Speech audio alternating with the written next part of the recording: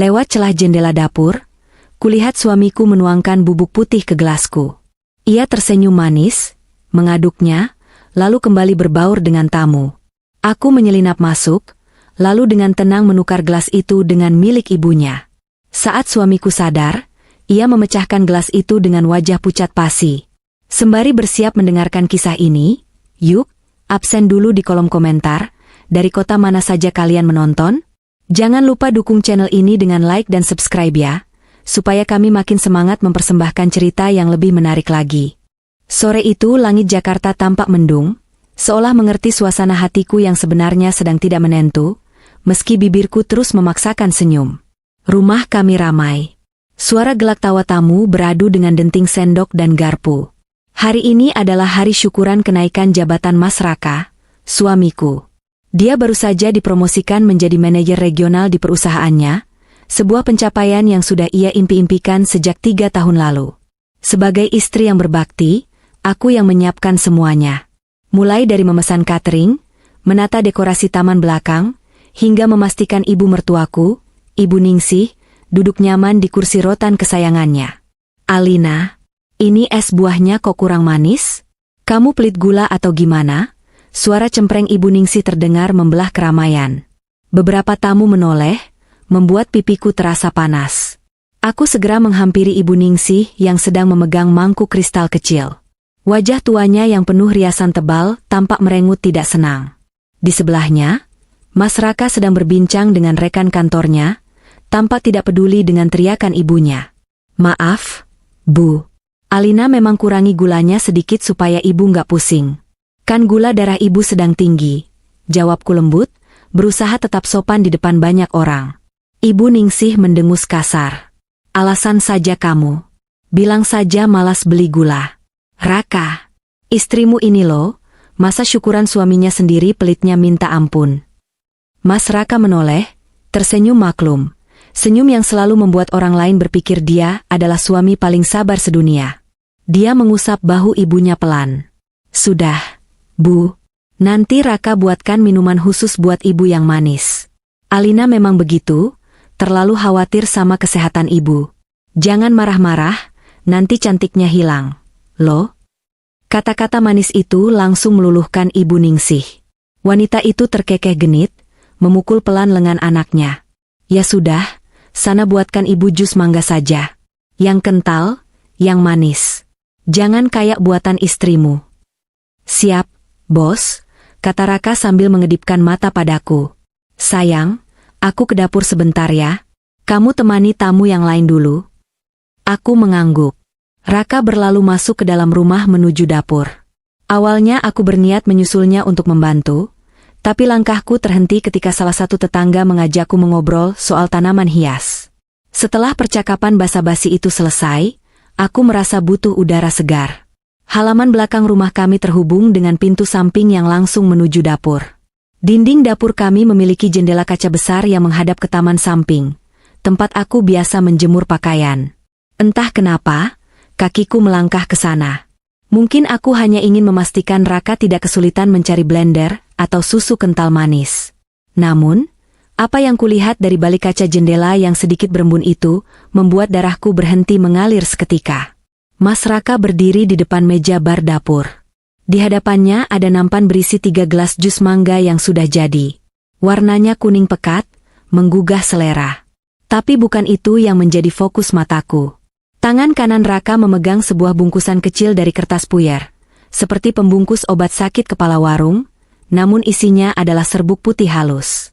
Jantungku berdegup kencang, seolah memukul-mukul rongga dadaku. Apa itu?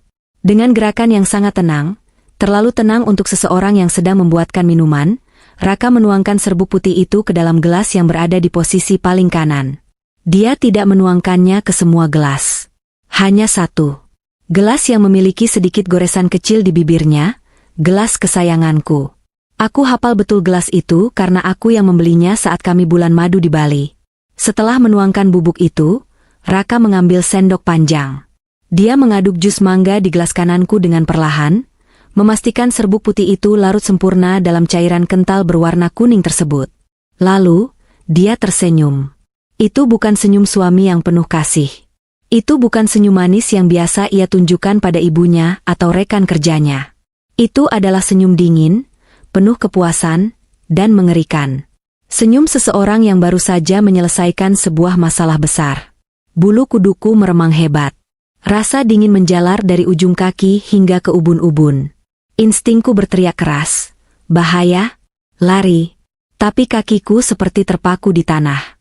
Aku melihat Raka meletakkan sendok, merapikan nampan, lalu menarik napas panjang, mengubah ekspresi wajahnya kembali menjadi Raka yang ramah dan hangat. Dia mengangkat nampan itu dan berjalan menuju pintu keluar dapur yang mengarah ke taman belakang tempat pesta berlangsung. Aku tersentak sadar. Aku harus bertindak. Aku tidak tahu racun apa itu, tapi aku yakin itu bukan gula tambahan. Suamiku berniat mencelakaiku. Di tengah pesta syukuran ini, di tengah keramaian orang, dia ingin menghabisiku dengan cara yang paling manis.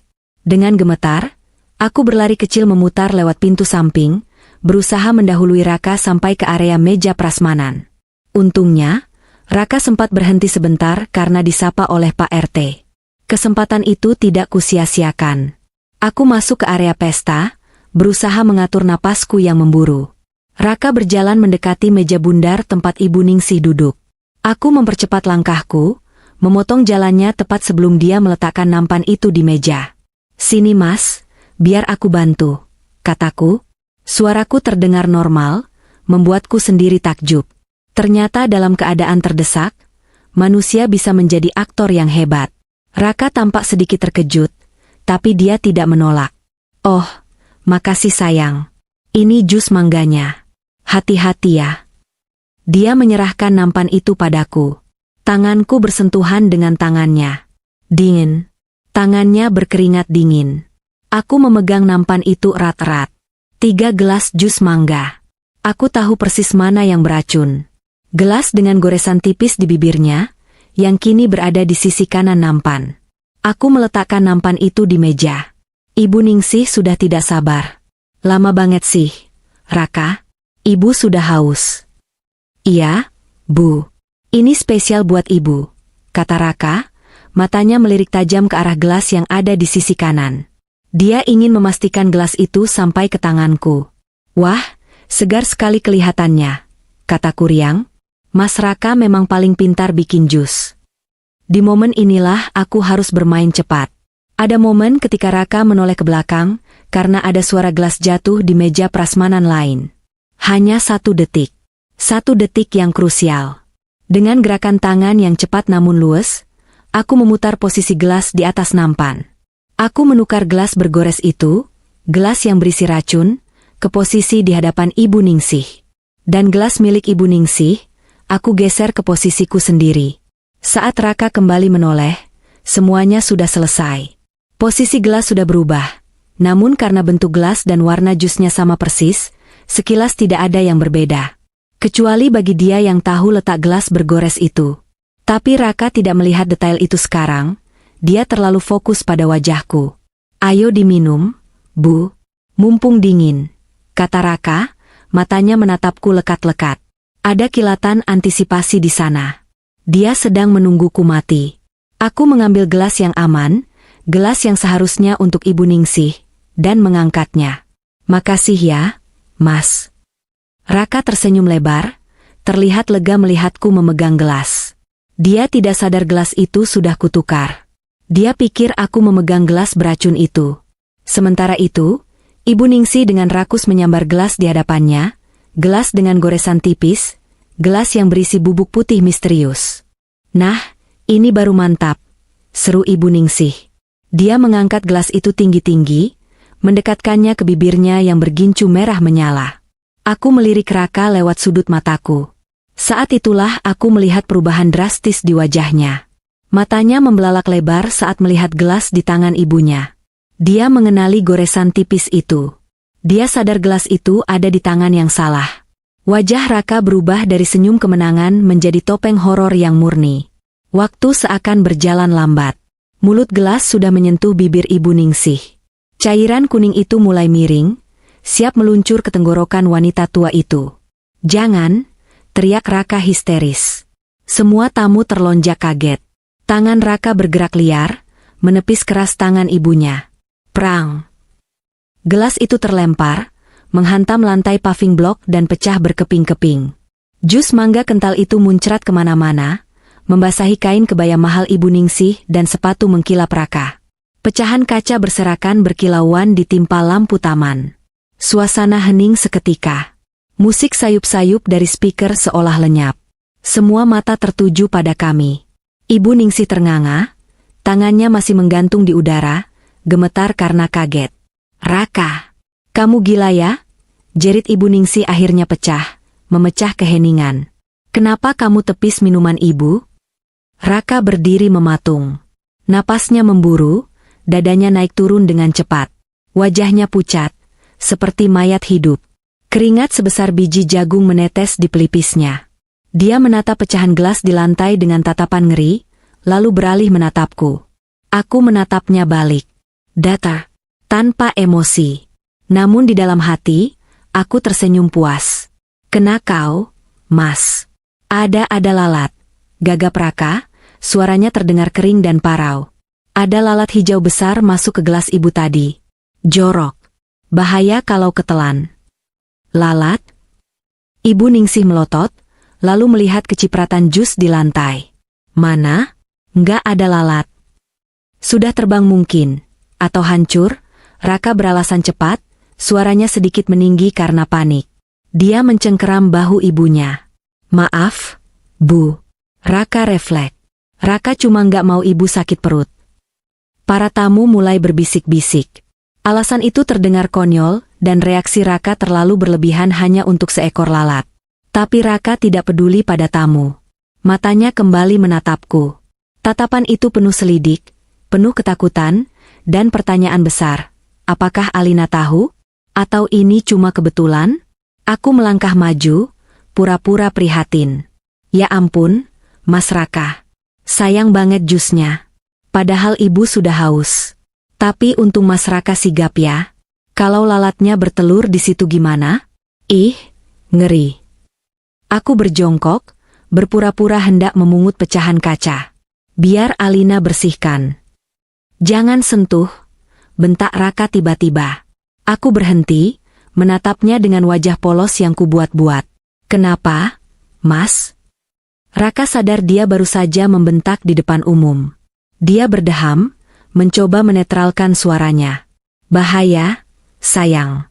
Tajam. Biar Bei Ina saja yang bersihkan nanti. Kamu duduk saja. Dia takut. Dia takut aku mengambil pecahan kaca itu, dan menemukan sisa serbuk yang belum larut. Dia ingin menghilangkan barang bukti. Aku berdiri perlahan, menepuk-nepuk rokku. Baiklah kalau begitu. Mas Raka memang perhatian sekali. Malam itu, pesta berlanjut dengan suasana canggung. Tapi bagiku, ini baru permulaan. Gelas yang pecah itu adalah gong pembuka perang di antara kami. Perang yang tak kasat mata, di mana nyawa menjadi taruhannya. Pesta berakhir lebih cepat dari yang dijadwalkan. Insiden gelas pecah itu merusak suasana hati Ibu Ningsih.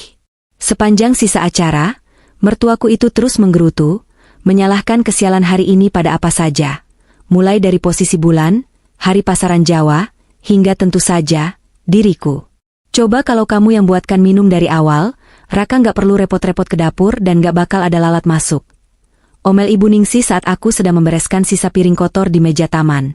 Aku hanya diam, menunduk patuh seperti menantu bodoh yang biasa ia kenal. Namun, mataku tetap waspada. Dari sudut mata, aku melihat Raka. Suamiku itu tidak membantu membereskan apa-apa. Dia duduk di pojok teras, merokok, kebiasaan yang katanya sudah ia hentikan setahun lalu. Asap rokok mengepul tebal di sekitar wajahnya yang tegang. Matanya tidak lepas dari area tempat pecahan gelas tadi berserakan. Bei Inah, asisten rumah tangga kami yang pulang pergi, datang membawa sapu dan pengki. Biar bibi sapu, Bu, kata Bei Inah. Jantungku berdesir. Raka langsung berdiri tegak, membuang rokoknya dan menginjaknya kasar. Dia berjalan cepat menghampiri Bei Inah. Biar saya saja, Bei. Bibi cuci piring saja di belakang. Ini bahaya, kacanya halus, kata Raka, merebut sapu dari tangan wanita tua itu. Nggak usah Den Raka. Masa Aden yang nyapu? Tolak Bei Inah sungkan. Saya bilang, biar saya saja. Nada suara Raka meninggi, membuat Bei Inah terlonjak kaget. Sana ke belakang. Bei Inah mengangguk takut-takut dan buru-buru pergi. Raka mulai menyapu pecahan kaca itu dengan gerakan kaku dan tergesa-gesa. Dia mengumpulkan semua serpihan, bahkan sampai menyeka cairan jus yang lengket dengan tisu dapur dalam jumlah banyak. Dia memastikan tidak ada setetes pun yang tertinggal. Aku mengamatinya dari balik pintu kaca ruang tengah. Dia tidak membuang sampah itu ke tong sampah dapur biasa. Dia memasukkan semua pecahan kaca dan tisu kotor itu ke dalam kantong plastik hitam, mengikatnya mati dengan simpul ganda, lalu membawanya keluar menuju tong sampah besar di depan pagar rumah. Dia ingin memastikan bukti itu lenyap di angkut tukang sampah besok pagi. Malam semakin larut. Ibu Ningsih sudah masuk ke kamar tamu di lantai bawah, lelah setelah seharian menjadi ratu pesta. Kini tinggal aku dan Raka di ruang tengah yang sunyi. Kamu nggak tidur? Tanya Raka.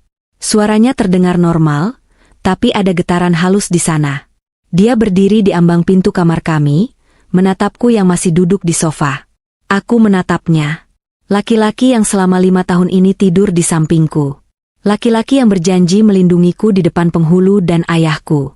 Laki-laki yang tadi sore mencoba membunuhku. Rasanya aneh. Ada rasa sakit yang menusuk, tapi rasa takut dan marah jauh lebih mendominasi. Aku tidak boleh lengah. Jika aku tidur di kamar yang sama dengannya malam ini, siapa yang menjamin aku akan bangun besok pagi? Mungkin bantal akan menekan wajahku saat aku terlelap. Aku tidur di kamar atas malam ini, jawabku datar. Kamar atas adalah kamar tamu yang jarang dipakai, kuncinya masih berfungsi dengan sangat baik. Alis Raka berkerut. Kenapa? Kamu marah soal gelas tadi? Itu kan kecelakaan, sayang. Ibu juga sudah nggak marah kok. Dia mendekat, mencoba menyentuh tanganku. Aku refleks menarik diri. Gerakan itu terlalu kasar untuk disembunyikan. Raka terhenti. Matanya menyipit. Alina? Kamu kenapa? Aku cuma pusing. Masuk angin sepertinya. Aku nggak mau nularin kamu, besok kan hari pertama kamu kerja dengan jabatan baru. Alasanku cepat. Raka menatapku lama. Dia sedang menilaiku. Mencari tanda-tanda apakah aku tahu rahasianya. Aku berusaha memasang wajah lelah yang meyakinkan. Akhirnya, bahunya turun sedikit. Dia tampaknya percaya. Atau setidaknya, dia tidak ingin memaksaku dan membuatku curiga. Ya sudah.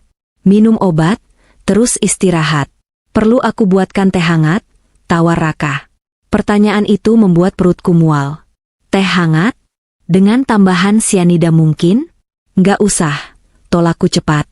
Aku cuma butuh tidur. Tanpa menunggu jawabannya, aku naik ke lantai 2. Aku masuk ke kamar tamu, menutup pintu, dan memutar kuncinya 2 kali. Aku juga menggeser sebuah lemari kecil untuk mengganjal pintu. Berlebihan? Mungkin. Tapi aku sedang berhadapan dengan pembunuh berdarah dingin. Malam itu aku tidak bisa tidur. Setiap suara langkah kaki di lorong membuatku terjaga. Aku mendengar Raka mondar-mandir di lantai bawah sampai pukul 2 pagi. Apa yang dia pikirkan? Apakah dia sedang merencanakan percobaan kedua? Otakku berputar mencari strategi. Aku tidak bisa lapor polisi sekarang. Aku tidak punya bukti. Tuduhan, suamiku menaruh racun di jus, tanpa bukti fisik hanya akan dianggap sebagai delusi istri yang stres atau drama rumah tangga biasa.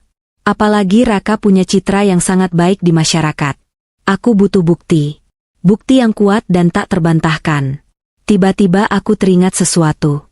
Pecahan gelas itu, Raka memang sudah membuangnya ke tong sampah depan. Tapi truk sampah di kompleks kami baru datang hari Senin dan Kamis. Besok adalah hari Rabu. Sampah itu masih ada di sana. Namun, mengambil sampah di depan rumah saat Raka ada di rumah adalah tindakan bunuh diri. Aku harus menunggu momen yang tepat. Pagi harinya, suasana rumah terasa dingin, sedingin sisa hujan semalam. Aku bangun lebih awal dari biasanya, pukul 4 pagi, saat langit masih gelap. Aku mengintip dari jendela lantai atas. Mobil Raka masih terparkir. Lampu teras masih menyala. Aku turun ke bawah dengan langkah mengendap-endap. Pintu kamar utama tertutup rapat. Ibu Ningsih juga pasti masih tidur pulas. Dengkurnya terdengar samar dari kamar bawah. Ini kesempatanku. Aku membuka pintu depan dengan sangat hati-hati agar engselnya tidak berderit. Udara pagi yang menusuk tulang menyambutku. Aku berjalan cepat menuju tong sampah beton di dekat pagar. Jantungku berpacu dengan waktu. Aku membuka tutup tong sampah. Bau busuk sisa makanan pesta semalam langsung menyeruak. Aku menahan napas, menyalakan senter dari ponselku. Di sana, di antara tumpukan kotak nasi dan sisa tulang ayam, ada kantong plastik hitam yang diikat simpul ganda, kantong yang dibawa Raka semalam. Tanganku gemetar saat meraih kantong itu. Rasanya menjijikkan, tapi ini adalah nyawaku. Aku menariknya keluar. Tiba-tiba, lampu teras tetangga menyala. Aku tersentak kaget dan hampir menjatuhkan kantong itu. Seekor kucing melompat dari atas pagar, membuat suara gaduh. Aku membeku. Tidak ada orang. Aman. Aku tidak bisa membawa seluruh kantong ini masuk. Terlalu berisiko ketahuan. Aku merobek sedikit bagian bawah plastik itu dengan kunci rumah yang kubawa. Cairan lengket menetes. Aku meraba-raba isinya dengan hati-hati agar tidak tergores. Jariku menyentuh permukaan kaca yang dingin dan melengkung. Pecahan gelas. Aku mengambil 2 potong pecahan gelas yang cukup besar. Pecahan ini masih basah oleh sisa jus mangga yang mengering dan lengket. Inilah yang aku butuhkan. Sisa residu racun pasti masih menempel di sini. Aku membungkus pecahan kaca itu dengan tisu tebal yang sudah kusiapkan di saku dasterku, lalu memasukkannya ke dalam kantong plastik ziplock kecil. Aku menyimpannya di balik braku, tempat paling aman yang tidak mungkin diperiksa siapapun. Setelah merapikan kembali posisi sampah agar tidak terlihat habis diacak-acak, aku kembali masuk ke dalam rumah. Tepat saat aku menutup pintu depan dan menguncinya kembali, terdengar suara pintu kamar utama terbuka. Alina. Suara Raka. Aku membalikkan badan, berusaha menormalkan detak jantungku yang seperti genderang perang. Raka berdiri di ambang pintu kamar dengan wajah bantal, rambut acak-acakan, menatapku curiga. "Ngapain kamu di depan jam segini?" tanyanya, matanya menyipit tajam. Aku mengangkat tangan kananku yang memegang sapu lidi, benda yang sempat kusambar di dekat pintu tadi sebagai alibi. "Ada kucing berantem di teras, Mas." "Berisik banget, aku takut pot bunga ibu pecah kesenggol. Jadi aku usir." Jawabku lancar. Kebohongan mulai terasa alami di lidahku. Raka menatapku, lalu menatap sapu di tanganku. Dia diam beberapa detik, seolah menimbang-nimbang kebenaran ucapanku. "Oh," gumamnya singkat. Kecurigaan di matanya belum hilang sepenuhnya, tapi dia terlalu mengantuk untuk menginterogasi lebih lanjut. "Ya sudah. Buatkan kopi." Kepalaku pusing. "Iya, Mas." Aku berjalan menuju dapur, melewati Raka. Saat melewatinya, aku bisa mencium aroma tubuhnya yang dulu begitu kuja, aroma maskulin yang kini terasa seperti aroma kematian. Di dapur, sambil menyeduh kopi, tanganku meraba dada kiriku. Pecahan kaca itu masih di sana, dingin menempel di kulitku. "Ini adalah tiketku untuk membongkar kebusukanmu, Mas. Tunggu saja. Perang dingin ini baru saja dimulai, dan aku tidak berniat untuk kalah." Siang itu, aku beralasan hendak belanja ke pasar pada Ibu Ningsih. Padahal, tujuanku adalah menemui Arini, sahabat lamaku yang bekerja sebagai analis di laboratorium forensik swasta. "Tolong cek ini, Rin. Rahasia," kataku sambil menyerahkan bungkusan plastik ziplock itu pada Arini di sebuah kafe tersembunyi. Arini mengerutkan kening melihat pecahan kaca yang lengket itu. "Ini apa? Al? Jus mangga? Kamu kenapa sih? Wajahmu pucat banget.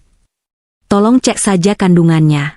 Apapun yang tidak wajar, terutama racun," bisikku. Mata Arini membelalak. "Racun? Al, kamu serius? Siapa yang?" "Nanti aku jelaskan kalau hasilnya sudah keluar. Tolong ya, Rin. Secepatnya. Nyawaku mungkin tergantung dari hasil ini." Arini menatapku dalam-dalam, melihat keseriusan dan ketakutan di mataku. Dia mengangguk tegas. "Oke. Besok sore hasilnya keluar. Aku prioritaskan." Aku pulang ke rumah dengan perasaan sedikit lega, namun ketegangan kembali mencekik saat melihat mobil Raka sudah ada di garasi. Kenapa dia pulang cepat? Saat aku masuk, Raka sedang duduk di sofa ruang tengah bersama Ibu Ningsih. Mereka diam saat melihatku masuk. Ada atmosfer yang aneh. "Dari mana kamu?" tanya Raka dingin. "Pasar," jawabku singkat, mengangkat kantong belanjaan berisi sayuran. "Pasar kok lama banget? Tadi Mas Raka telepon kamu berkali-kali nggak diangkat," sambar Ibu Ningsih. "HP-ku di tas, Bu." "Nggak dengar, suasana pasar ribut," elakku. Raka berdiri, berjalan mendekatiku. Dia mengambil kantong belanjaan dari tanganku, meletakkannya di lantai, lalu mencengkeram pergelangan tanganku. Cengkeramannya kuat, menyakitkan. "Jangan bohong, Alina," desisnya pelan di telingaku, sementara tubuhnya menghalangi pandangan Ibu Ningsih. "Aku tadi lewat pasar. Mobilmu nggak ada di sana?" Darahku berdesir. Dia membuntutiku? Atau hanya menggerta? "Aku parkir di belakang, Mas." "Di tempat yang teduh," jawabku tenang, menatap matanya tanpa kedip. "Kamu kenapa sih, Mas? Aneh banget dari kemarin." "Paranoid." Aku membalikan tuduhan itu padanya. Raka terdiam, rahangnya mengeras. Dia melepaskan tanganku dengan kasar. "Aku cuma nggak suka istriku keluyuran nggak jelas," katanya keras, sengaja agar ibunya dengar. "Makanya, didik istrimu yang benar, Raka." Keluyuran terus kerjaannya. Timpal Ibu Ningsih, semakin memanaskan suasana. Aku mengambil belanjaanku dan berjalan ke dapur. Di balik punggungku, aku tahu Raka masih menatapku. Dia tahu ada yang tidak beres. Dia mulai merasa terancam. Dan binatang buas yang terancam akan menjadi semakin berbahaya. Aku harus lebih hati-hati. Kaca jendela dapur seolah menatapku kembali, saksi bisu kejahatan yang gagal, dan mungkin saksi kejahatan yang akan datang. Hari-hari setelah insiden gelas pecah itu, rumah kami berubah menjadi panggung sandiwara yang menyesakan. Udara di dalam rumah terasa berat, seolah setiap sudut ruangan menyimpan mata-mata yang mengawasi gerak-gerikku. Namun, di tengah ketegangan yang merayap antara aku dan Mas Raka, ada satu orang yang tidak peka sama sekali terhadap perang dingin ini. Ibu mertuaku, Ibu Ningsih. Ibu Ningsih justru semakin gencar melancarkan serangan verbalnya padaku. Sepertinya, kehadiran Mas Raka yang belakangan sering pulang lebih awal, mungkin untuk mengawasiku, membuat ibu merasa di atas angin. Dia merasa punya penonton untuk pertunjukan, menantu yang tak becus. Pagi itu, aku sedang memotong sayuran di dapur ketika Ibu Ningsih masuk dengan langkah dihentak-hentakan. Suara sandalnya beradu keras dengan lantai keramik, menandakan suasana hatinya yang buruk.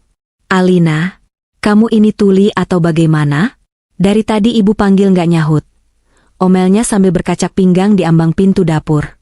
Aku meletakkan pisau perlahan, menarik napas panjang sebelum berbalik. "Maaf, Bu." Suara exhaust fan menyala, Alina nggak dengar. "Ada apa, Bu?" "Itu loh, cucian ibu yang kebaya merah kok belum disetrika? Mau dipakai nanti sore arisan. Kamu ini kerjanya ngapain aja sih di rumah? Anak nggak punya, kerjaan rumah lelet." Kalimat itu lagi. Anak nggak punya. Itu adalah senjata andalan Ibu Ningsih untuk menusuk hatiku. Dulu, aku akan menangis diam-diam di kamar mandi jika mendengar kalimat itu. Tapi hari ini, rasanya berbeda. Rasa sakit itu sudah tertutup oleh lapisan amarah yang membeku. Bagaimana aku bisa punya anak jika suamiku sendiri sibuk meramu racun untuk membunuhku? "Nanti Alina setrika, Bu."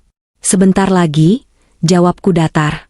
Nanti, keburu sore." Ibu Ningsih mendengus, lalu duduk di kursi meja makan, mengawasi aku yang kembali memotong wortel. Raka itu sudah sukses, sudah jadi manajer. Harusnya hidupnya enak. Tapi lihat, dia malah kurusan. Pasti gara-gara masakan kamu yang gak bergizi. Istri itu harusnya pintar merawat suami dan mertua. Jangan cuma numpang hidup. Sebuah ide gila tiba-tiba melintas di kepalaku. Ide yang muncul dari rasa dendam dan keinginan untuk bermain-main dengan psikologi suamiku. Jika Mas Raka ingin bermain racun, maka aku akan memberinya ilusi tentang racun di mana-mana. Aku tersenyum tipis, memunggungi Ibu Ningsih. Ibu benar. Alina memang kurang perhatian. Mulai sekarang, Alina akan merawat ibu dan Mas Raka dengan sangat spesial. Sore harinya, aku memulai rencanaku. Aku tahu Mas Raka akan pulang jam 5 sore. 5 menit sebelum mobilnya masuk garasi, aku sudah sibuk di dapur. Aku merebus jamu kunyit asam. Aromanya yang khas, campuran bau tanah dari kunyit dan masam dari asam Jawa, menguar memenuhi seluruh lantai bawah. Aku sengaja memilih gelas kaca yang bening dan tinggi. Di meja dapur, aku menata bahan-bahan rahasia ku dengan sangat mencolok. Toples gula batu, irisan jeruk nipis, dan sebuah botol kecil berisi bubuk vitamin C yang sudah aku gerus halus.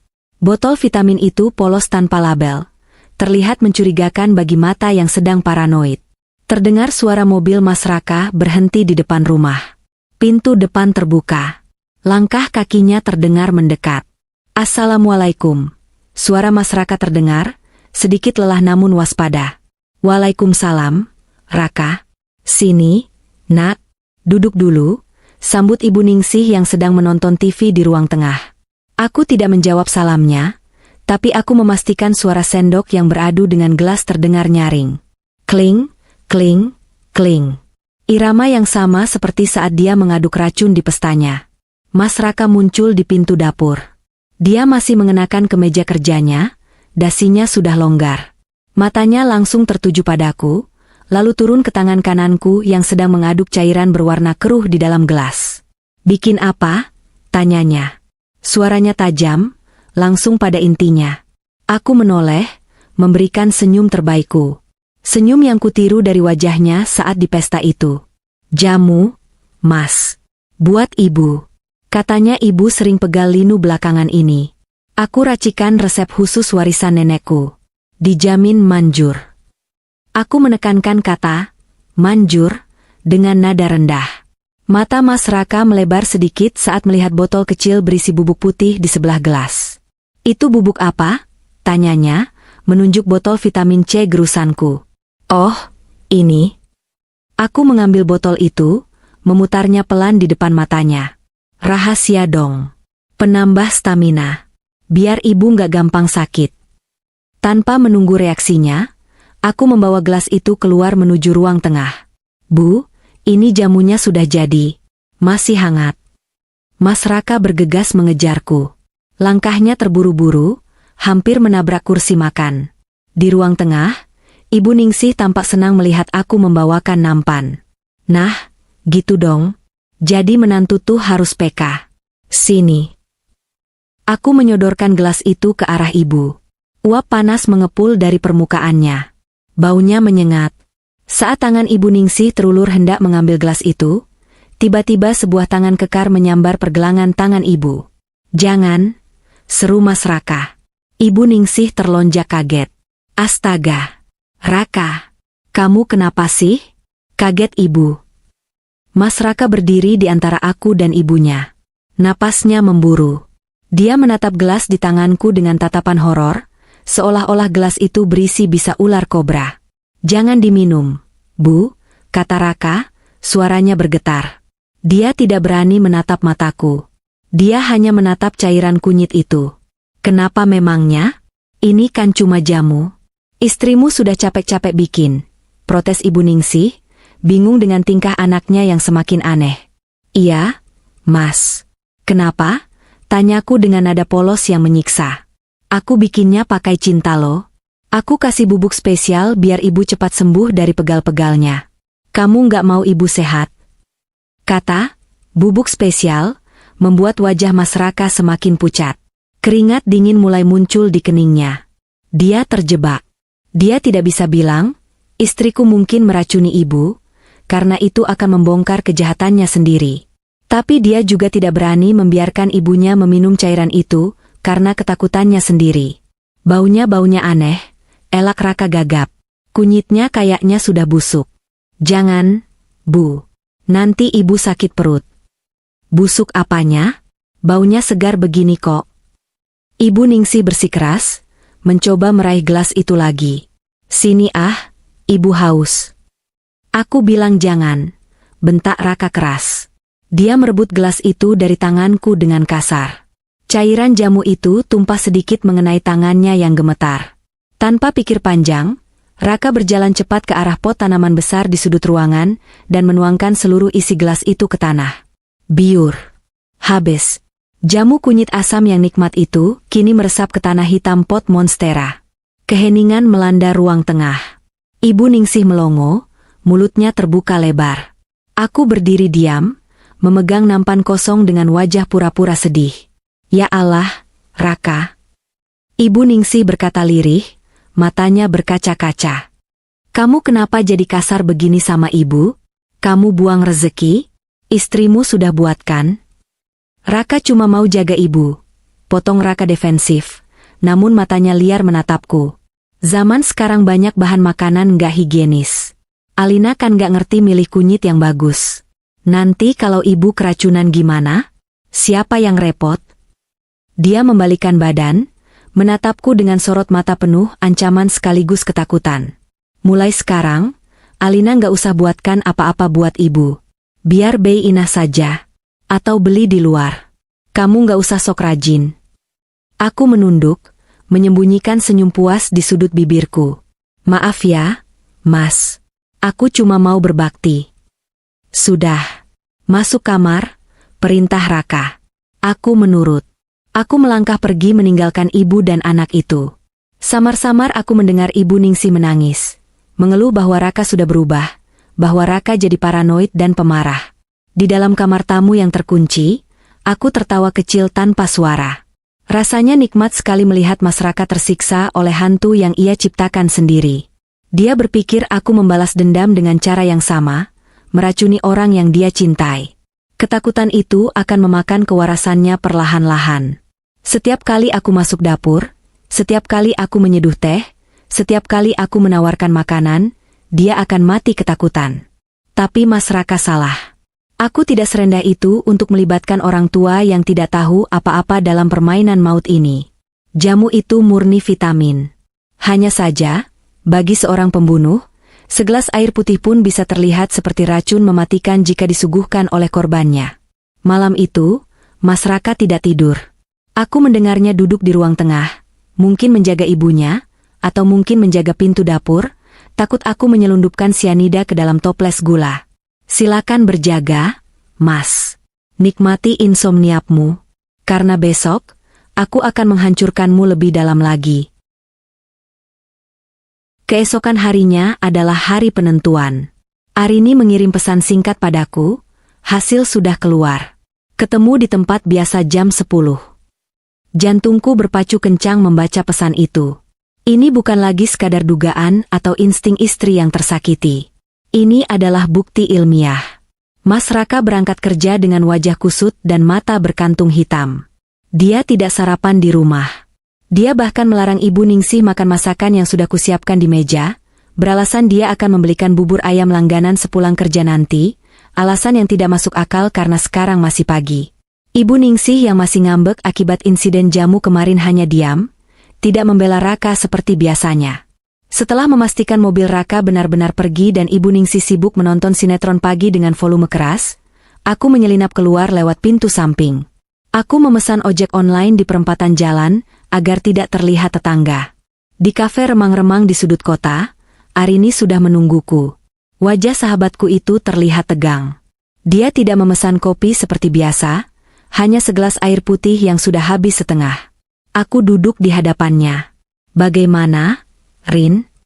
Arini tidak menjawab dengan kata-kata. Dia menyodorkan sebuah amplop coklat di atas meja. Tangannya menahan amplop itu sejenak sebelum melepaskannya. Alina, suaranya parau. Kamu harus lapor polisi. Sekarang juga. Duniaku seakan berhenti berputar. Aku membuka amplop itu dengan tangan gemetar. Di dalamnya ada lembaran kertas dengan logo laboratorium, lengkap dengan grafik dan angka-angka kimia yang rumit. Tapi mataku langsung tertuju pada kesimpulan di bagian bawah yang dilingkari tinta merah oleh Arini. Positif, arsenik, as, konsentrasi tinggi. Dosisnya cukup untuk membunuh gajah. Al, bisik Arini ngeri. Kalau kamu minum jus itu, kamu nggak akan sampai ke rumah sakit. Kamu akan mati dalam hitungan menit dengan rasa sakit yang luar biasa. Gagal jantung, Kerusakan organ dalam itu pembunuhan berencana yang sadis. Air mataku menetes. Bukan karena sedih, tapi karena validasi. Aku tidak gila. Suamiku, pria yang pernah bersumpah sehidup semati denganku, benar-benar menginginkan kematianku. Makasih, Rin, kataku sambil memasukkan kembali kertas itu ke dalam amplop. Aku berhutang nyawa padamu. Kamu mau ke kantor polisi sekarang? Aku antar, tawar Arini, meraih tasnya. Aku menggeleng pelan. Belum. Apa maksudmu belum? Dia mau membunuhmu, Alina? Kamu mau nunggu percobaan kedua? Arini hampir berteriak, membuat beberapa pengunjung menoleh. SSTT, aku menenangkan. Bukti ini kuat, tapi aku butuh motif. Kalau aku lapor sekarang, pengacara Raka yang mahal itu bisa memutarbalikkan fakta. Dia bisa bilang aku yang menaruh racun itu sendiri untuk menjebaknya, atau bilang itu kecelakaan pestisida. Raka punya citra bersih, Rin. Aku butuh sesuatu yang lebih solid untuk memastikan dia membusuk di penjara seumur hidup. Dan lebih dari itu, aku ingin dia hancur dulu sebelum ditangkap. Penjara terlalu enak untuknya jika dia masuk dengan kepala tegak. Arini menatapku dengan pandangan ngeri sekaligus kagum. Kamu menakutkan, Al. Hati-hati. Tolong hati-hati. Setelah berpisah dengan Arini, aku tidak langsung pulang. Aku mampir ke toko elektronik di mall, membeli sebuah alat penyadap suara berukuran mini, dan beberapa kamera pengawas tersembunyi yang bentuknya seperti charger HP dan jam meja. Uang tabungan pribadiku terkuras, tapi ini investasi demi nyawa. Sampai di rumah, suasana sepi. Ibu Ningsih ternyata pergi arisan, sesuai jadwal mingguannya. Ini kesempatan emas. Rumah kosong. Tujuanku satu, ruang kerja Mas Raka. Ruangan itu selalu terkunci.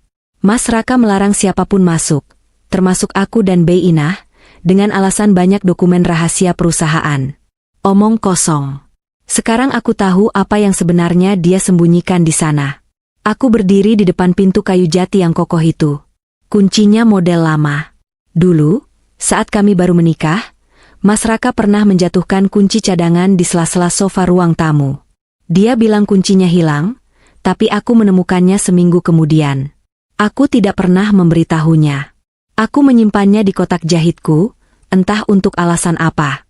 Ternyata, intuisi wanitaku sudah bekerja sejak lama. Aku mengambil kunci kecil berkarat itu dari saku. Tanganku berkeringat. Klik. Pintu terbuka. Aroma ruangan itu khas. Campuran bau kertas tua, rokok, dan parfum mahal Mas Raka. Ruangannya rapi, terlalu rapi. Ada meja kerja besar, lemari buku, dan sebuah brankas kecil di sudut. Aku memakai sarung tangan karet, yang biasa kupakai mencuci piring, agar tidak meninggalkan sidik jari. Aku mulai menggeledah laci meja. Laci pertama hanya berisi alat tulis. Laci kedua berisi dokumen tagihan listrik dan air. Laci ketiga terkunci. Aku mencongkel laci ketiga dengan penggaris besi. Kuncinya sederhana, mudah terbuka. Di dalamnya, aku menemukan sebuah map merah. Jantungku berdebar saat membukanya. Itu adalah dokumen asuransi jiwa. Mataku menelusuri baris demi baris. Nama tertanggung, Alina Putri. Nama penerima manfaat, Raka Aditama. Nilai pertanggungan, 5 miliar rupiah. Tanggal polis diperbarui, 1 bulan yang lalu. Tanganku menutup mulut, menahan jeritan. 5 miliar. Harga nyawaku di matanya adalah 5 miliar rupiah. Dia baru saja menaikkan nilai preminya bulan lalu, bersiap untuk mencairkan dananya minggu ini. Pantas saja dia mendesakku untuk syukuran. Itu panggung eksekusinya. Tapi uang bukan satu-satunya motif. Laki-laki seperti Raka tidak membunuh hanya karena uang, pasti ada pemicu lain. Aku beralih ke brankas. Tentu saja aku tidak tahu kodenya. Tapi mataku menangkap sesuatu di tumpukan buku di rak belakang meja. Ada sebuah buku agenda tua yang terselip di antara buku-buku manajemen. Posisinya sedikit miring, tidak rapi. Aku menarik buku itu. Bukan buku agenda biasa. Di dalamnya, Raka menyembunyikan sebuah ponsel pintar model lama. Ponsel burner, ponsel sekali pakai. Baterainya habis. Dengan panik, aku mencari kabel data di laci mejanya. Ketemu. Aku mencolokkannya ke stop kontak dinding. Menunggu 1 menit yang terasa seperti 1 jam. Logo ponsel menyala. Tidak ada kata sandi. Bodoh. Dia terlalu percaya diri ruangan ini tidak akan pernah dimasuki orang. Aku membuka aplikasi pesan instan. Hanya ada 1 kontak yang tersimpan dengan nama My Future. Foto profilnya adalah seorang wanita muda, cantik, berpakaian modis. Jauh lebih muda dariku.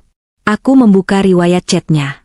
Membacanya membuat perutku mual, seakan ada ribuan belatung menggerogoti ususku. Raka, sabar ya, sayang. Minggu ini beres. Pesta syukuran itu momennya. Dikirim 3 hari lalu. Wanita itu, buruan dong, Mas. Aku udah telat 2 minggu nih. Kalau perutku kelihatan, papaku bisa bunuh aku. Kamu janji mau nikahin aku dan bawa aku ke Eropa pakai uang asuransi si mandul itu kan? Raka, iya, janji. Si mandul itu bakal pergi selamanya. Kamu jaga kesehatan ya. Anak kita harus sehat. Anak kita. Duniaku runtuh untuk kedua kalinya hari ini. Raka bukan hanya ingin membunuhku demi uang. Dia ingin membunuhku karena dia sudah menghamili wanita lain. Dia menyebutku, si mandul, pada selingkuhannya. Padahal hasil pemeriksaan dokter setahun lalu menyatakan kami berdua sehat, hanya belum diberi kepercayaan Tuhan. Ternyata, dia yang bermain api. Aku memotret semua layar chat itu dengan ponselku sendiri. Aku memotret polis asuransi itu. Tangan dan kakiku dingin seperti es, tapi di dalam dadaku, ada api neraka yang berkobar. Tiba-tiba, terdengar suara gerbang depan dibuka. Sreh, kriet. Mobil Raka. Kenapa dia pulang jam segini? Ini baru jam 2 siang. Aku panik. Aku segera mencabut ponsel itu, mengembalikannya ke selipan buku. Aku memasukkan map merah kembali ke laci dan menutupnya rapat-rapat. Aku menyambar kunci, berlari keluar ruangan, dan mengunci pintu kembali. Baru saja aku sampai di dapur dan pura-pura minum air, pintu depan terbuka. Alina, teriak Raka. Suaranya menggema. Di dapur, Mas? Sahutku, berusaha supaya suaraku tidak terdengar gemetar. Raka muncul di dapur. Wajahnya merah padam. Dia menatapku tajam, lalu matanya menyapu sekeliling ruangan, seolah mencari sesuatu. Kamu masuk ruang kerjaku? Tanyanya langsung. Hah? Aku mengerutkan kening, berakting bingung. Ngapain? Kan dikunci sama kamu. Kuncinya aja aku nggak punya.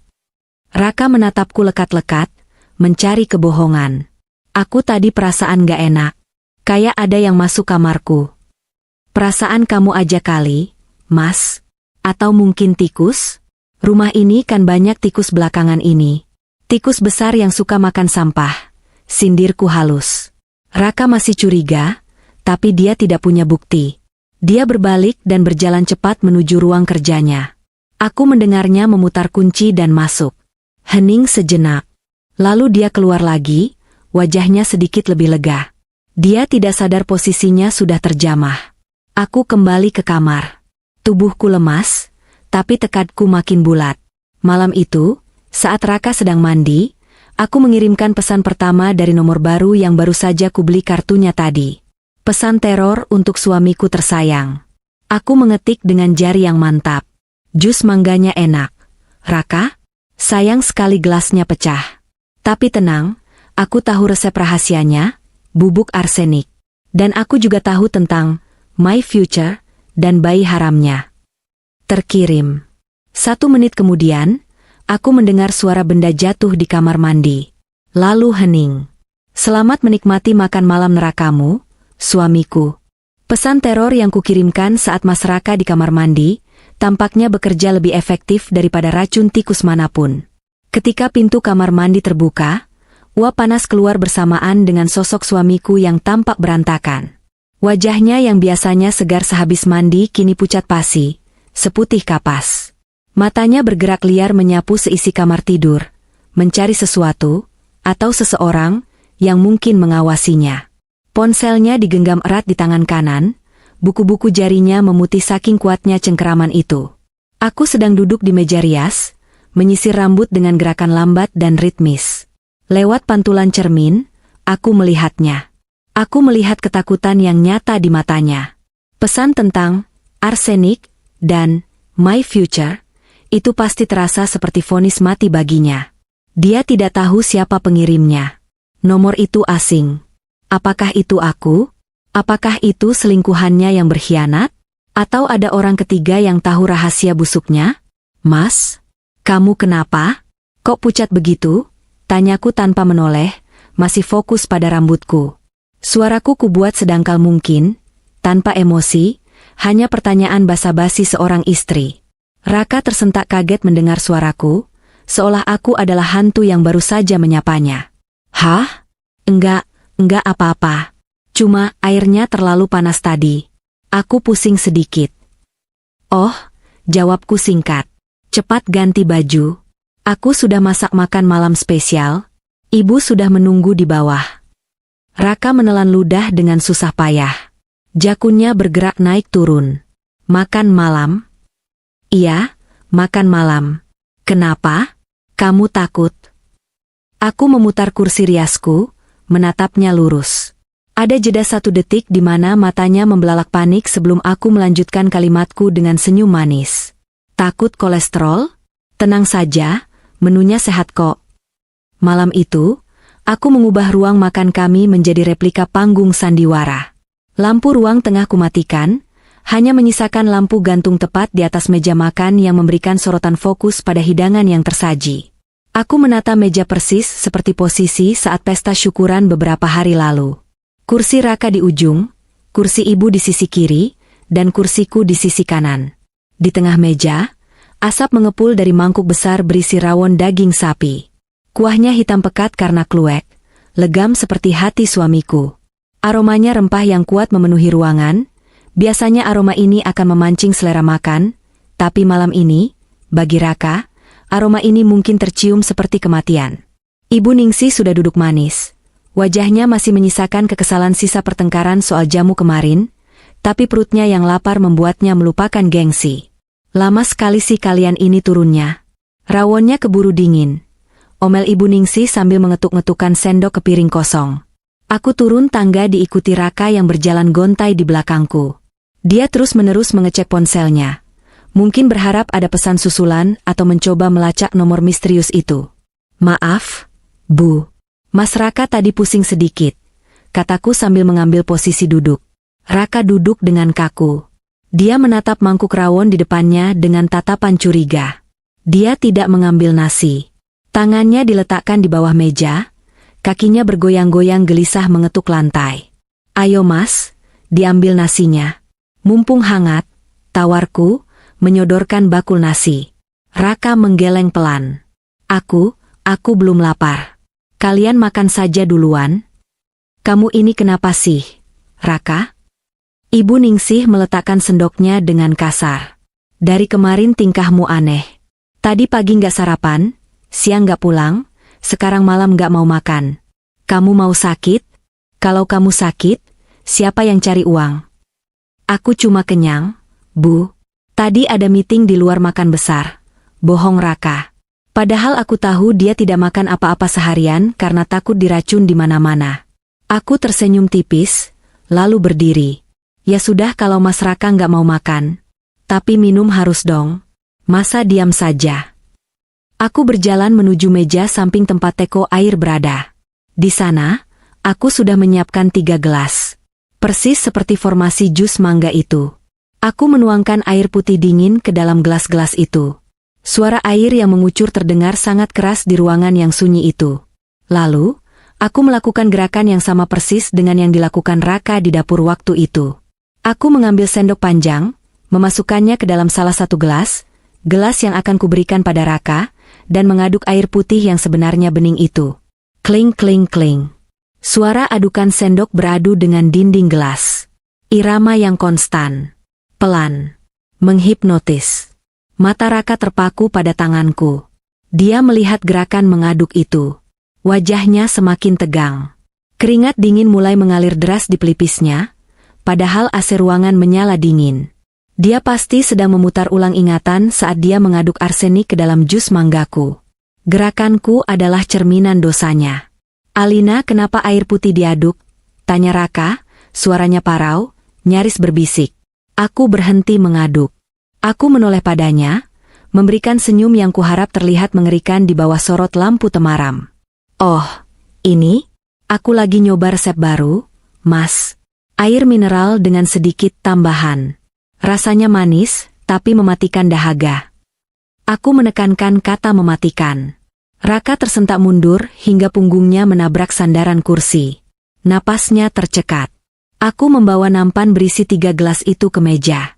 Aku meletakkan 1 gelas di depan ibu, 1 gelas di depanku, dan gelas yang tadi kuaduk. Secara khusus, kue letakkan tepat di depan Raka. "Minum, Mas. Biar tenang," kataku lembut. Raka menatap gelas bening itu. Air di dalamnya bergoyang pelan. Bagi mata orang normal, itu hanya air. Bagi Raka, itu adalah tuba. Dia yakin aku telah menaruh sesuatu di sana. Pesan teks tentang arsenik itu membuatnya yakin bahwa aku tahu metodenya, dan sedang membalikannya padanya. "Enggak," tolak Raka, mendorong pelan gelas itu menjauh dengan ujung jarinya. "Aku mau minum air kemasan botol saja. Ambilkan yang masih disegel." "Ya ampun, Raka," teriak Ibu Ningsih, kesabarannya habis. "Kamu ini lebay sekali. Air di rumah sendiri kok nggak mau minum? Kamu pikir istrimu ini tukang sihir?" "Ibu nggak ngerti," bentak Raka tanpa sadar. Matanya tidak lepas dari gelas itu. "Ibu nggak tahu apa-apa." "Apa yang ibu nggak tahu?" tantang Ibu Ningsih. Wanita tua itu, dengan sifat impulsifnya, tiba-tiba mengulurkan tangan. "Sini. Kalau kamu nggak mau minum, buat ibu saja. Ibu haus habis marah-marah sama kamu." Ibu Ningsih menyambar gelas milik Raka. "Jangan." Teriakan Raka begitu keras, melengking, memecahkan keheningan malam. Dia melompat dari kursinya, menyenggol meja hingga kuah rawon di mangkuk berguncang tumpah. Tangannya menepis kasar gelas yang sudah dipegang ibunya. Prang! Gelas itu terlempar ke dinding, pecah berantakan. Air membasahi wallpaper dinding ruang makan. Pecahan kaca berserakan di lantai, berkilauan mengerikan. Kejadian itu seperti deja vu. Seperti ulangan adegan di pesta, tapi kali ini lebih intens, lebih gila, dan hanya kami bertiga penontonnya. Ibu Ningsih terdiam, tubuhnya gemetar hebat karena kaget. Wajahnya pucat. Dia menatap anaknya seolah melihat orang asing yang kerasukan setan. "Raka." Suara ibu bergetar. Kamu kenapa? Nak? Kamu mau bunuh ibu? Kenapa gelasnya dilempar?" Raka berdiri terengah-engah di tengah ruangan. Dadanya naik turun dengan cepat. Dia sadar dia baru saja melakukan kesalahan fatal lagi. Dia baru saja mengonfirmasi ketakutannya sendiri. Jika air itu bersih, dia tidak akan sepanik itu. Reaksinya adalah pengakuan bersalah tanpa kata-kata. Dia menatapku. Aku duduk tenang di kursiku, tidak kaget, tidak berteriak. Aku hanya menatapnya dengan pandangan dingin dan menusuk. Tatapanku berkata, "Aku tahu ketakutanmu, Mas. Dan aku menikmatinya." "Ada semut," racau Raka. Alasannya semakin tidak masuk akal. "Ada semut api di gelas itu. Berbahaya." "Semut api?" Ibu Ningsih mulai menangis, air mata kemarahan dan kebingungan meleleh di pipinya yang keriput. "Kamu sudah gila, Raka. Kamu benar-benar sudah gila. Semut api di dalam air? Kamu pikir ibu ini bodoh?" "Aku capek," potong Raka, menjambak rambutnya sendiri frustrasi. Dia tidak bisa menjelaskan. Dia terjebak dalam jaring kebohongannya sendiri. "Aku mau tidur. Jangan ganggu aku. Jangan ada yang masuk kamarku." Raka berlari menaiki tangga, meninggalkan kami berdua di ruang makan yang kini terasa seperti bekas medan perang. Terdengar suara pintu kamar utama dibanting keras, lalu suara kunci diputar. Hening.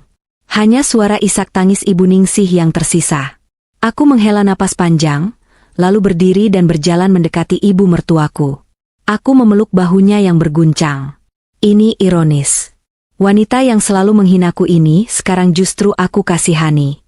Dia tidak tahu bahwa monster yang sebenarnya adalah anak emas yang selalu dia banggakan. Sudah, Bu. Sabar ya, bisikku pelan. Mungkin Mas Raka lagi banyak tekanan di kantor. Stres berat.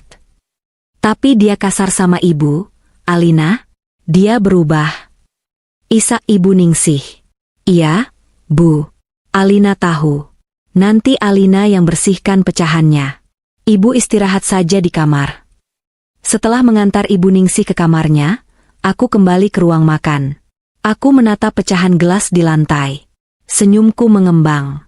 Mas Raka sudah mencapai titik didihnya. Mentalnya mulai retak. Dia tidak bisa membedakan mana ancaman nyata dan mana ilusi. Malam itu, aku tidur di kamar tamu lagi dengan perasaan puas. Tapi pekerjaanku belum selesai. Raka mungkin sudah hancur di dalam rumah. Tapi di luar sana, dia masih punya pegangan. Dia masih punya my future. Wanita selingkuhannya yang memberinya harapan palsu. Besok, aku akan memotong tali pegangan terakhirnya itu. Aku akan memastikan dia jatuh bebas ke dalam jurang tanpa dasar. Pagi itu, aku bangun dengan energi yang berbeda. Bukan energi ketakutan seperti hari-hari sebelumnya, melainkan energi pemburu yang siap menerkam mangsa. Raka sudah berangkat kerja subuh-subuh sekali, mungkin menghindari tatapan mataku atau omelan ibunya. Itu bagus. Aku punya kebebasan penuh hari ini. Berdasarkan data yang kudapat dari ponsel burner Raka, selingkuhannya bernama Siska. Di profil media sosialnya yang berhasil kulacak, tertulis dia bekerja sebagai staf admin di sebuah butik fashion di daerah Jakarta Selatan. Wanita muda, ambisius, dan, berdasarkan catnya, cukup bodoh karena mau terlibat dengan pria beristri demi uang asuransi. Aku tidak akan datang sebagai Alina, istri yang terzalimi. Tidak, itu terlalu lemah. Istri yang melabrak hanya akan dianggap histeris dan emosional. Aku butuh pendekatan yang lebih dingin, lebih taktis, dan menakutkan secara hukum. Aku membuka lemari pakaianku, mencari setelan blazer kerja lamaku yang sudah jarang kupakai sejak menikah. Blazer biru dongker dengan potongan tegas, dipadu dengan celana bahan hitam dan kemeja putih. Aku mengikat rambutku ke belakang dengan rapi, memakai kacamata baca berbingkai hitam yang memberiku kesan cerdas dan serius. Sedikit riasan wajah yang minimalis namun tegas. Di depan cermin, aku bukan lagi Alina si ibu rumah tangga yang penurut. Aku adalah Ratna, investigator senior dari perusahaan asuransi. Perjalanan ke butik tempat Siska bekerja memakan waktu 1 jam. Sepanjang perjalanan, aku melatih intonasi suaraku. Harus tenang, berwibawa, dan sedikit mengintimidasi. Butik itu cukup mewah, dengan dinding kaca besar yang memajang manekin bergaun mahal. Aku mendorong pintu kaca dan lonceng kecil berdenting. Udara dingin AC dan aroma parfum mahal menyambutku. Di meja kasir, duduk seorang wanita muda yang sedang asyik memainkan ponselnya. Rambutnya dicat pirang kecoklatan, wajahnya cantik dengan riasan glowing, dan kukunya dipoles nail art yang rumit. Itu dia. Siska. My future, nya suamiku. Aku berjalan mendekat. Suara sepatu hak tinggiku mengetuk lantai marmer dengan irama tegas. Siska mendongak, tersenyum ramah khas pelayan toko. Selamat siang, Kak. Ada yang bisa dibantu? Lagi cari gaun pesta atau? Saya mencari saudari Siska Amalia. Potongku datar, tanpa senyum. Senyum Siska sedikit memudar. Saya sendiri. Ada apa ya? Ada paket? Aku mengeluarkan kartu nama palsu yang semalam kucetak sendiri dengan printer di rumah. Kartu itu bertuliskan logo perusahaan asuransi ternama, perusahaan yang sama dengan polis asuransi Raka. Saya Ratna, dari Departemen Investigasi Klaim Khusus Anti-Fraud Asuransi, kataku sambil menyodorkan kartu itu. Bisa bicara sebentar? Ini masalah yang sangat serius dan mendesak. Wajah Siska berubah bingung. Dia mengambil kartu itu, membacanya sekilas. Asuransi? Saya nggak punya asuransi di tempat kakak. Bukan asuransi Anda, kataku, menurunkan nada suaraku menjadi setengah berbisik namun penuh tekanan. Ini mengenai Bapak Raka Aditama. Anda mengenalnya, bukan? Nama itu membuat mata Siska melebar seketika. Gerak tubuhnya menjadi defensif. Dia melirik ke arah bosnya yang sedang melayani pelanggan di sudut lain. Raka? Saya kenal. Teman biasa. Kenapa memangnya? Elaknya, tapi suaranya bergetar. Aku tersenyum miring. Senyum yang meremehkan. Teman biasa? Data kami menunjukkan komunikasi intensif antara nomor Anda dan Bapak Raka. Tapi itu bukan urusan saya. Urusan saya adalah polis asuransi jiwa senilai 5 miliar atas nama istrinya, Ibu Alina. Siska terdiam, wajahnya mulai pucat.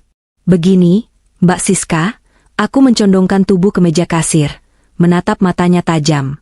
Polisi baru saja menghubungi kantor kami.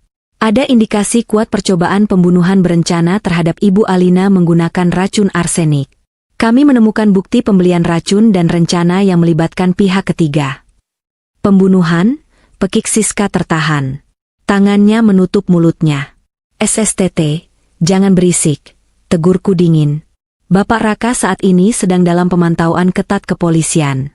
Bukti chat di ponsel rahasianya sudah disalin oleh tim siber. Di chat itu, ada seseorang yang mendesak Raka untuk segera membereskan istrinya demi uang asuransi. Aku melihat keringat mulai muncul di dahi Siska. Bedaknya yang tebal tidak bisa menyembunyikan ketakutannya. Saya kesini hanya untuk satu hal. Lanjutku, berbohong dengan sangat lancar. Kami ingin tahu apakah Anda korban manipulasi Raka, atau Anda adalah otak di balik rencana pembunuhan ini? Karena jika Anda terlibat, hukumannya adalah hukuman mati atau penjara seumur hidup. Uang 5 miliar itu tidak akan pernah cair. Yang cair hanyalah surat penahanan. Saya nggak tahu. Siska mulai panik, air matanya merebak. Sumpah, Mbak, saya nggak tahu dia pakai racun. Dia cuma bilang mau cerai. Dia bilang istrinya sakit-sakitan dan bakal meninggal sebentar lagi secara alami. Saya nggak nyuruh dia bunuh orang. Oh, ya. Aku mengangkat alis, berpura-pura skeptis. Tapi di chat, Anda menanyakan kapan, masalah, itu beres karena Anda butuh uangnya, kan? Itu bisa dianggap sebagai motivasi pembunuhan, Mbak Siska. Anda bisa dianggap sebagai accomplice atau sekongkol. Enggak. Siska menggeleng histeris. Saya nggak mau dipenjara. Saya masih muda. Saya lagi hamil. Hamil anak Raka, tembakku langsung. Siska mengangguk lemah, air matanya luruh. Hancur sudah pertahanannya. Aku menghela napas, berpura-pura kasihan. Dengar, Mbak Siska. Saya sebenarnya kasihan sama Mbak. Masih muda, cantik, masa depan panjang. Raka itu penipu. Dia menjadikan Mbak alat. Kalau dia tertangkap, dia pasti akan menimpakan semua kesalahan ke Mbak. Dia akan bilang Mbak yang menyuruhnya. Siska menatapku dengan mata sembab. Terus saya harus gimana, Mbak Ratna? Putuskan semua hubungan dengan dia. Sekarang, perintahku tegas. Blokir nomornya. Jangan pernah temui dia lagi. Kalau dia menghubungi Mbak, rekam dan lapor polisi. Jika Mbak masih berhubungan dengan dia, polisi akan menganggap Mbak sebagai partner kriminalnya. Anda mau anak Anda lahir di penjara? Siska menggeleng kuat-kuat. Ketakutan akan penjara jauh lebih besar daripada cintanya, atau keserakahannya, pada Raka. Dan satu lagi, tambahkan aku. Katakan padanya bahwa Anda tahu soal polisi yang sedang mengincar asuransinya. Katakan padanya Anda tidak mau ikut campur lagi. Baik, Mbak. Baik. Saya akan lakukan sekarang. Saya nggak mau terseret. Isak Siska. Aku menegakkan tubuh, merapikan blazerku. Misiku selesai. Aku telah menanam bom waktu di hubungan mereka. Pilihan yang bijak, Mbak Siska. Selamatkan diri Anda dan bayi Anda. Raka itu kapal karam. Jangan ikut tenggelam bersamanya. Aku berbalik dan berjalan keluar butik dengan langkah ringan. Di belakangku, aku mendengar Siska mengambil ponselnya dengan panik. Mungkin bersiap menelepon Raka untuk mengakhiri semuanya dengan dramatis. 1 jam kemudian, saat aku sedang menikmati es kopi di sebuah kafe jauh dari sana, ponselku bergetar. Notifikasi dari aplikasi penyadap suara yang kupasang di ruang kerja Raka. Aku memasang earphone dan mendengarkan siaran langsung dari neraka. Terdengar suara Raka berteriak frustrasi. Siska, dengar dulu, itu bohong. Siapa yang datang nemuin kamu? Ratna? Nggak ada orang asuransi namanya Ratna. Jangan percaya. Siska. Halo? Siska? Lalu terdengar suara benda dibanting keras. Brak, mungkin telepon kantor atau vas bunga. Sialan, sialan, siapa yang bocorin? Polisi? Istriku? Raka terdengar meracau sendiri, napasnya memburu seperti orang gila. Habis aku habis. Aku menyeruput es kopiku. Rasanya manis sekali. Jauh lebih manis dari janji pernikahan Raka yang palsu. Malam itu hujan turun dengan derasnya, seolah langit Jakarta turut menangis meratapi nasib rumah tangga yang sedang berada di ujung tanduk ini. Kilat menyambar sesekali, menerangi ruang tengah rumah kami dengan cahaya putih menyilaukan yang singkat, menciptakan bayangan-bayangan panjang yang menakutkan di dinding. Jam dinding menunjukkan pukul 11 malam, namun aku belum tidur. Aku duduk di sofa tunggal di sudut ruangan yang gelap, memangku laptop yang layarnya kuredupkan hingga titik terendah. Di layar itu, terpampang 6 kotak kecil, siaran langsung dari kamera-kamera tersembunyi yang sudah kupasang di setiap sudut strategis rumah ini. Aku menunggu. Seperti laba-laba yang sabar menanti getaran di jaringnya, aku menunggu mangsaku pulang. Raka belum kembali sejak siang tadi, sejak aku menghancurkan hubungan gelapnya dengan Siska. Aku tahu dia sedang kacau. Laki-laki seperti Raka, yang terbiasa hidup dalam kontrol dan manipulasi, akan kehilangan akal sehatnya ketika menyadari bahwa tali kendalinya telah putus. Dia tidak akan pulang untuk minta maaf. Dia akan pulang untuk melampiaskan amarah, atau mungkin, menyelesaikan apa yang gagal ia lakukan di pesta syukuran itu. Suara ban mobil berdecit kasar di jalan depan terdengar menembus suara hujan. Jantungku berdegup kencang, bukan karena takut, melainkan karena adrenalin. Ini adalah babak akhir. Aku memastikan ponselku terhubung dengan cloud storage, merekam audio secara real-time. Aku juga memastikan tombol darurat di aplikasi keamanan rumahku hanya berjarak 1 ketukan jari. Pintu depan tidak dibuka dengan kunci. Pintu itu digedor keras, lalu ditendang. Brak! Pintu jati itu terbuka paksa, menghantam dinding pembatas dengan suara yang memekakan telinga. Angin malam yang membawa cipratan air hujan menerobos masuk, mendinginkan ruangan. Di ambang pintu, berdiri sosok yang dulu kusebut imam keluarga. Raka basah kuyup. Kemejanya berantakan, kancing atasnya terlepas, dan rambutnya lengket di dahi. Matanya merah menyala, sorot matanya liar dan buas. Bau alkohol menguar tajam, bercampur dengan bau hujan. Alina, teriaknya. Suaranya parau, penuh kebencian yang telanjang. Aku tidak beranjak dari dudukku. Aku menutup laptop perlahan, meletakkannya di meja samping. Malam sekali pulangnya, Mas. Habis dari mana? Mabuk-mabukan? Raka melangkah masuk, kakinya sempoyongan namun cepat. Dia membanting pintu di belakangnya hingga tertutup kembali.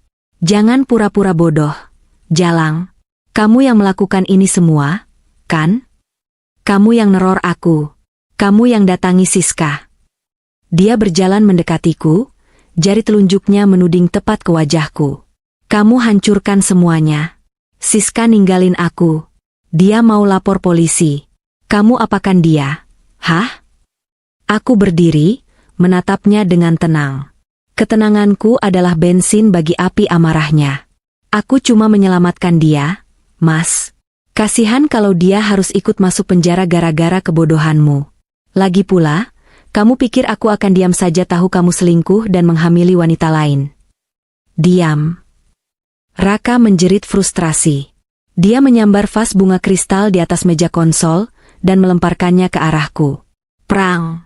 Vas itu pecah berkeping-keping menghantam dinding tepat di sebelah kepalaku.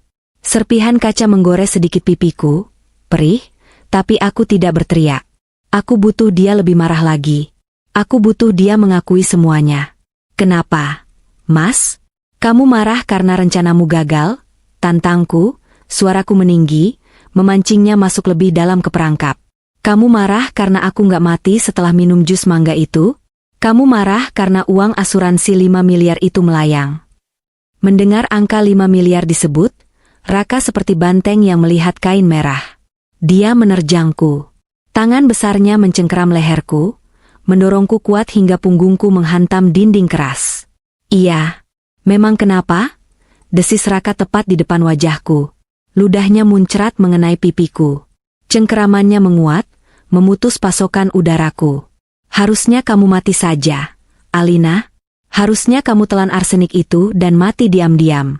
Kenapa kamu harus secerdas ini? Kenapa kamu harus tukar gelas itu? Kamera di atas lemari buku merekam semuanya. Audio di saku celanaku merekam setiap kata. Ini dia. Pengakuan yang kutunggu. Aku berusaha menggapai tangannya, mencakar lengannya agar dia sedikit melonggarkan cengkeraman. Kamu tegah. Raka. Aku istrimu. Istri? Raka tertawa, tawa yang kering dan gila. Kamu itu beban. 5 tahun nikah nggak guna. Aku butuh uang itu buat hidup baru sama Siska. Aku butuh modal buat lari dari hutang judiku. Kamu itu cuma aset, Alina. Aset yang lebih berharga kalau mati daripada hidup. Hutang judi. Jadi itu motif tambahannya. Fakta baru yang semakin memberatkannya. Lepaskan sakit.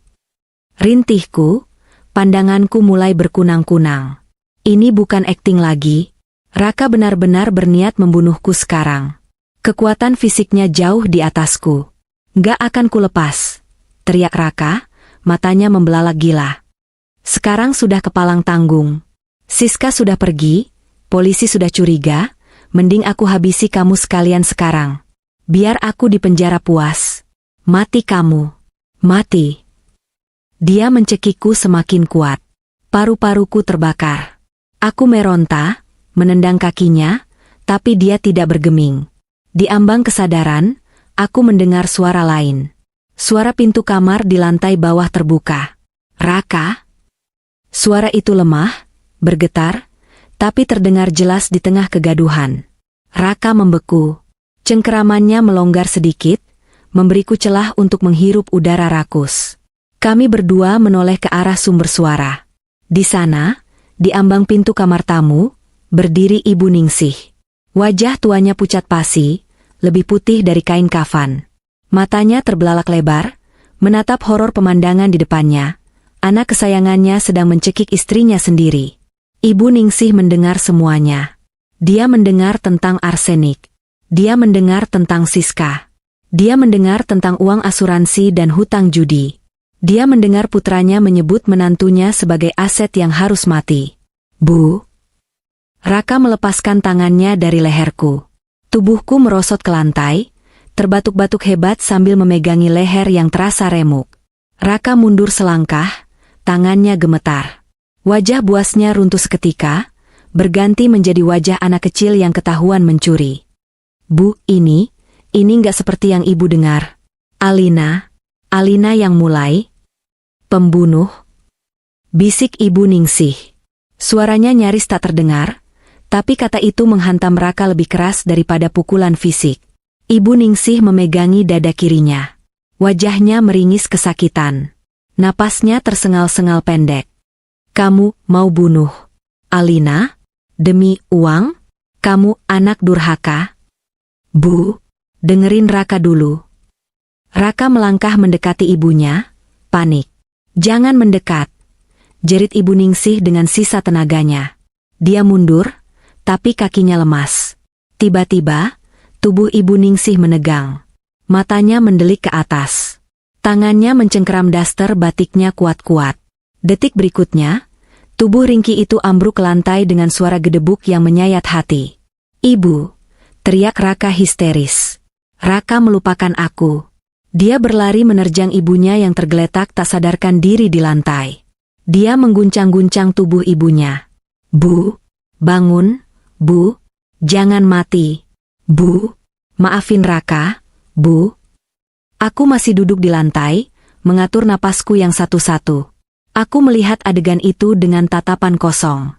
Raka menangis meraung-raung, memeluk tubuh ibunya yang kaku. Dia baru saja membunuh ibunya sendiri dengan kebenaran yang dia ungkapkan. Ini bukan bagian dari rencanaku. Aku ingin Raka hancur, tapi aku tidak pernah merencanakan Ibu Ningsih menjadi korban fisik seperti ini. Namun, inilah karma. Ibu Ningsih yang selalu membela anaknya membabi buta, kini dihancurkan oleh anak itu sendiri. Suasana rumah malam itu berubah menjadi sirkus kekacauan. Sirine polisi dan ambulan bersahut-sahutan, menciptakan kakofoni yang memekakan telinga. Lampu sorot biru merah berputar-putar, menyapu wajah para tetangga yang berkerumun di depan pagar dengan payung mereka, penasaran dengan drama yang terjadi di rumah keluarga harmonis ini. Polisi mendobrak masuk tak lama setelah aku menekan tombol panik. Mereka menemukan Raka yang sedang histeris memeluk tubuh ibunya yang tak sadarkan diri, sementara aku duduk di sofa dengan leher merah lebam, tampak syok namun tenang. "Tangkap dia, Pak!" teriakku sambil menunjuk Raka, suaraku serak dan meyakinkan.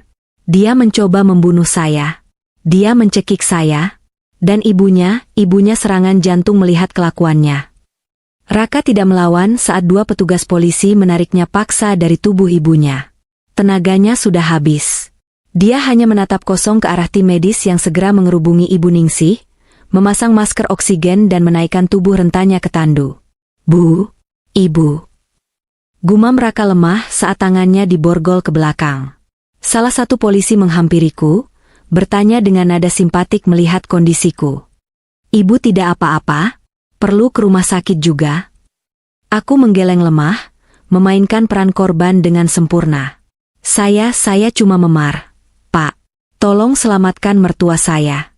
Dan tolong ambil laptop itu. Di sana ada rekaman CCTV. Semuanya terekam. Pengakuannya, rencananya, semuanya." Wajah Raka pucat pasi saat mendengar kata CCTV. Dia menoleh ke arahku saat digiring keluar. Tatapan kami bertemu. Tidak ada lagi arogansi di matanya. Tidak ada lagi senyum manis manipulatif. Yang ada hanya keputusasaan yang gelap dan dalam. Aku membalas tatapannya dengan senyum tipis. Sangat tipis, hanya untuk dia lihat. Malam itu berakhir dengan Raka di sel tahanan Polsek dan Ibu Ningsih di ICU. Aku memberikan keterangan di kantor polisi ditemani pengacara yang sudah kusiapkan kontaknya sejak hari aku bertemu Arini. Bukti yang kuserahkan tak terbantahkan.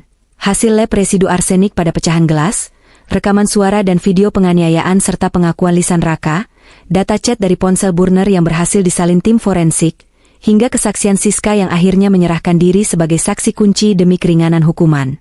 Kasus ini menjadi viral.